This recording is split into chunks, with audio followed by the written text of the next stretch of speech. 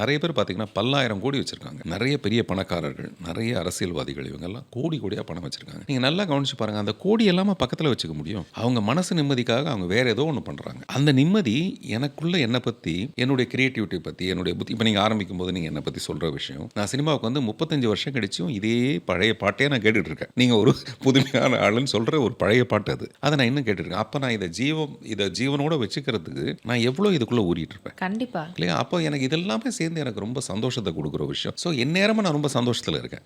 இது வந்து பணத்தால் மட்டுமே வாங்க முடியுங்கிறது கிடையாது. அப்புறம் நான் என்னை வந்து ரொம்ப அதுக்கு ரொம்ப முக்கியமான விஷயம், ரொம்ப பகட்டான ஆசாமியாக இருந்தால் நான் மாட்டிக்குவேன்.